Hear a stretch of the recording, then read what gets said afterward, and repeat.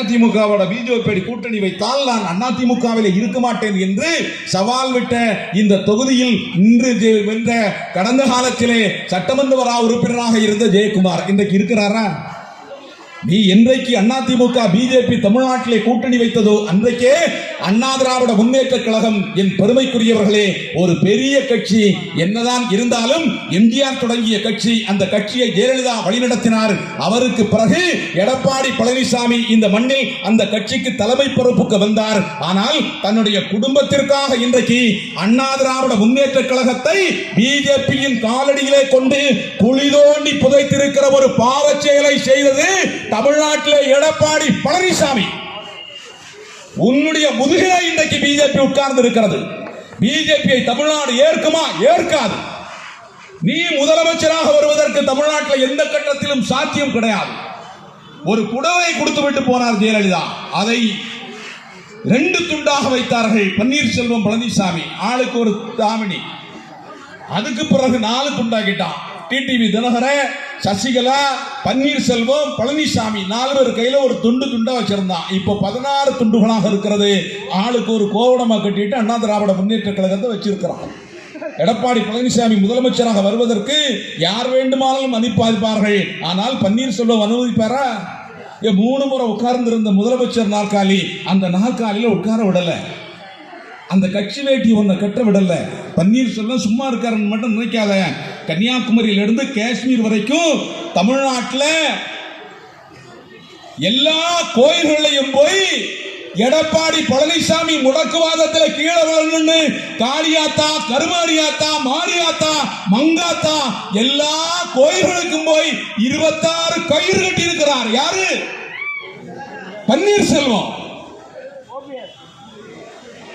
பன்னீர்செல்வம் இருக்கிற வரைக்கும் எடப்பாடி பழனிசாமி இந்த இடத்துக்கு வர முடியுமா? முடியாது. என்ன சொல்லிவிட்டு டெல்லிக்கு போனாய்? கட்சி ஆபீஸை பார்க்க போறேன்ட்டு போனா. கட்சி ஆபீஸை பார்க்க போறேன்ட்டு போனா அந்த பாத்ரூம் உடைஞ்சிருந்து நீ கிளீன் பண்ணிட்டு வந்தாய். வந்ததுக்கு பிறகு ஒரு எதிர்கட்சி தலைவர் நீ ஒளிச்சு வரலாமா? இங்கிருந்து போறப்ப 3 கார் மாதிரி போகிறா. அங்கிருந்து வருகிறாய். வந்ததற்கு பிறகு டெல்லியில் இருந்து அமித்ஷா வருகிறார். அமித்ஷா வந்து ஒரு நட்சத்திர விடுதியில் கூட்டணி பேசுகிறோம் என்று அழைத்து கொண்டு ஒரு கட்சியின் தலைவரை பக்கத்திலே உட்கார வைத்துக் கொண்டு தமிழ்நாட்டில் அதிமுக தலைவரை பேச விடாமல் பிஜேபியின் தலைவர் அமித்ஷா கூட்டணி பேசிவிட்டு போன வரலாறு அதிமுகவுக்கு மட்டும்தான் உண்டு. ஆகவே தமிழ்நாட்டை கொஞ்சம் கொஞ்சமாக அதிமுகவை தின்றுவிட்டது பிஜேபி என்றால் அமித்ஷாவை இன்றைக்கு நம்புகிறான் எடப்பாடி பழனிசாமி. அமித்ஷாவை நம்பியவனெல்லாம், பிஜேபியை நம்பியவனெல்லாம் தெருவிலே இன்றைக்கு இருந்த இடம் தெரியாமல் போய்விட்டான். நீங்கள் திமுகவை வீழ்த்துவதற்கு நீங்கள் வருகிறீர்கள். உங்கள் தொடையிலே இன்றைக்கு வலுவில்லை. நீங்கள் பிஜேபி இன்றைக்கு தூக்கி சுமக்கிறீர்கள். நீ இன்றைக்கு போகிற பயணத்தில் பிஜேபி காரனை கூப்பிடுகிறாய். யார் முதலமைச்சர் என்று அமித்ஷா முடிவு செய்தார் என்று பூச்சநாச்சம் என்று தெரியாமல் பேசுகிறான் தமிழ்நாட்டில் எடப்பாடி பழனிசாமி. நீ நினைத்து சாய்க்க முடியுமா? திமுகவை வீழ்த்தி விடலாம், திமுகவை ஒழித்து விடலாம் என்று கருதி தமிழ்நாட்டில் இன்றைக்கு எத்தனையோ பேர் அணிதிரண்டு வருகிறார்கள். இப்போ ஒருத்தர் வந்துட்டான். யாரு? விஜய். நான் எதிரில் இருக்கிற தம்பிகளுக்கு சொல்லுகிறேன், சினிமா தியேட்டர்ல விஜய்க்காக விசிலடித்த கூட்டம் எல்லாம் இன்றைக்கு திராவிட முன்னேற்ற கழகத்தின் கூட்டணியில முன்னால வந்து நிக்கிறீங்க பாருங்க. அரும்பு மீச, சும்மா கில்லி மாதிரி தலை, உங்களை எல்லாம் இன்றைக்கு திராவிட முன்னேற்ற கழகத்தின் கூட்டணியில் நம்முடைய கூட்டத்திற்கு முன்னால் பகுதி செயலாளர் இளைஞர் திரட்டி வைத்திருக்கிறார்கள். இப்படி ஒரு இளைஞர் பட்டாளம், இளைஞர் பெரும்படை திராவிட முன்னேற்ற கழகத்தில் இன்றைக்கு யார் பின்னாலே இருக்கிறது தெரியுமா? கலைஞரின் பேரன், தமிழ்நாட்டின் முதல்வர், தலைவரின் பிள்ளை உதயநிதி ஸ்டாலின் என்கிற எங்கள் உத்தம தலைவரின் பின்னால் இன்றைக்கு நிற்கிறது. எனக்கு என்ன பயம் தெரியுமா? ஸ்டாலின் வாரிசு அரசியல் செய்கிறார் என்று சொல்லுகிறார். சிங்கக்குட்டியை பெத்து போட்டிருக்கு, அது செய்து நீ பன்னிக்குட்டியை பெத்து போட்ட நாங்க என்ன செய்ய முடியும்? அவர் கருப்பு ஃபேன் போட்டிருக்காரு, ஒரு ஒயிட் டி-ஷர்ட் போட்டிருக்காரு இல்லையா? அந்த தம்பி மாதிரி போட்டிருக்காரு. 200 ரூபாய்க்கு ஒரு ஃபேண்ட், 100 ரூபாய்க்கு ஒரு டி-ஷர்ட், 100 ரூபாய்க்கு ஒரு ரப்பர் செருப்பு. இது 3 தான் உதயநிதி ஸ்டாலினுக்கு பிளஸ். இந்த தலைவன் போகிறான். இங்கே ஒரு தாய், ஒரு சகோதரி கையை தொட்டு விட்டதாக பெருமையாக நம்முடைய பகுதி செயலாளரிடத்தில் சொன்னாள். நான் உதயநிதியின் கையை தொட்டு விட்டேன் என்று ஒரு காலத்தில் எம்ஜிஆர் வருகிறார் என்றால், எம்ஜிஆர் ஊர் ஊராய் போகிறார் என்றால், எம்ஜிஆர் தேர்தல் பிரச்சாரத்திற்கு வருகிறார் என்றால், எம்ஜிஆரை பார்ப்பதற்கு, எம்ஜிஆரின் விரலை தொட்டு பார்ப்பதற்கு ஒரு கூட்டம் தவம் கிடக்கும். அந்த கூட்டம் இன்றைக்கு யாருக்காக கிடக்கிறது தெரியுமா? கலைஞரின் பேரன் உதயநிதி ஸ்டாலினுக்காக இன்றைக்கு நிற்கிறது. நாட்டுக்கு பயன்பட்டுக் கொண்டிருக்கிறது. ராயபுரத்திலே நீங்களெல்லாம் பேசிக் கொண்டிருக்கிறீர்கள், ராயபுரத்திலே நாமெல்லாம் பேசிக் கொண்டிருக்கிறோம். இந்த மழை பெய்கிற பொழுது கூட இத்தனை பேர் நீங்கள் நின்று கொண்டிருக்கிறீர்கள், என்னுடைய பேச்சை கேட்டுக் கொண்டிருக்கிறீர்கள் என்றால் அதற்கு என்ன காரணம் என்றால் ஒரே காரணம் தான். என்ன காரணம் என்றால், ராமன் பிறந்தது வேண்டுமானால் ராமநாதபுரமாக இருக்கலாம், எம்ஜிஆர் இருந்தது வேண்டுமானால் ராமாபுரமாக இருக்கலாம், தலைவர் கலைஞர் அவர்கள் இருந்தது வேண்டுமானால் கோபாலபுரமாக இருக்கலாம்.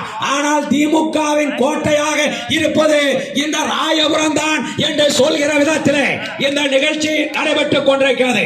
ஆகவே தோழர்களே, வருகின்ற சட்டமன்ற தேர்தலிலே நம்மளுடைய தலைவர் அவர்கள் உங்களை நம்பிதான் ஒரு குறிக்கோளோடு தேர்தல் களத்திலே இருக்கிறார். தேர்தல் களத்திலே ஒன்றிய அரசாங்கத்தை எதிர்க்கிறார். ஒன்றிய அரசாங்கம் ஆயிரம் அடக்குமுறைகளை கொண்டு வந்தாலும் அடக்குமுறைகளை கண்டு அஞ்சாது, கண் துஞ்சாது, களத்திலே நாங்கள் வெற்றி பெறுவோம் என்ற நம்பிக்கையோடு நம்மளுடைய தலைவர் அவர்கள் இருக்கிறார்கள்.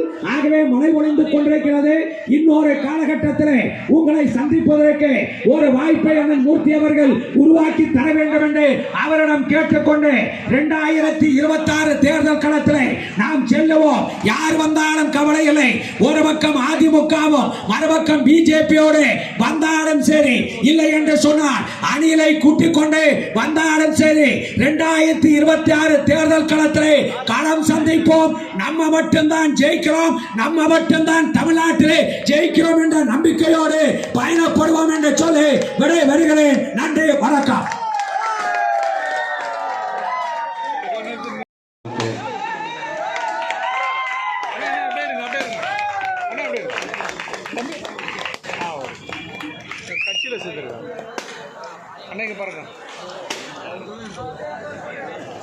அமைப்பாளர் சாந்தகுமாருடன் இணைந்து பணியாற்ற சீனிவாசன், மொய்தீன், கௌரிநாதன், விஷாலன் மற்றும் சந்திர அவர்களுக்கு நமது சட்டமன்ற உறுப்பினர் அவர்கள் சால்வை அணிவித்து மரியாதை செய்தார்.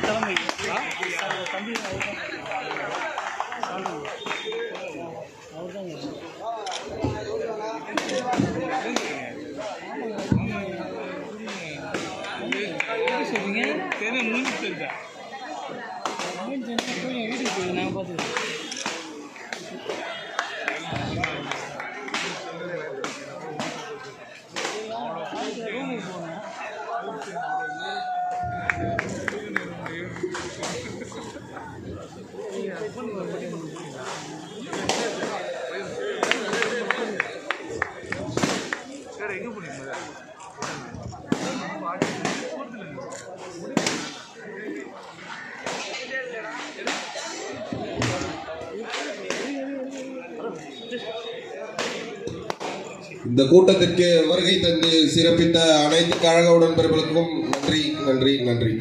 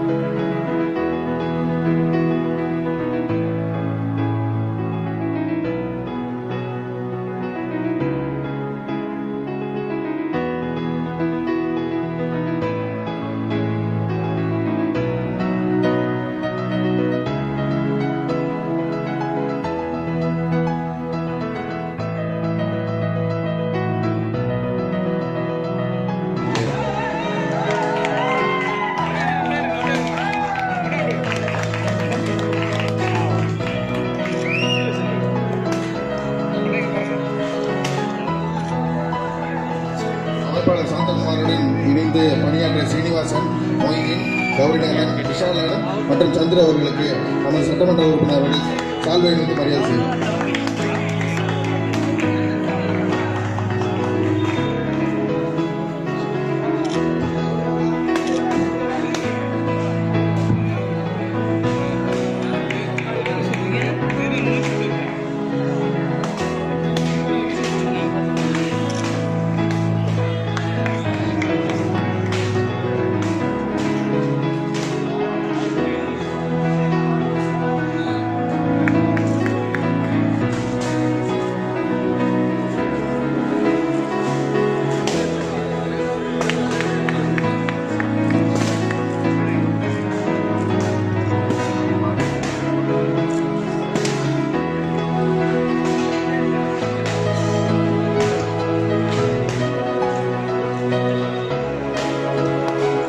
கூட்டத்திற்கு வருகை தந்து சிறப்பித்த அனைத்து கழக உடன்பர்களுக்கும் நன்றி நன்றி நன்றி.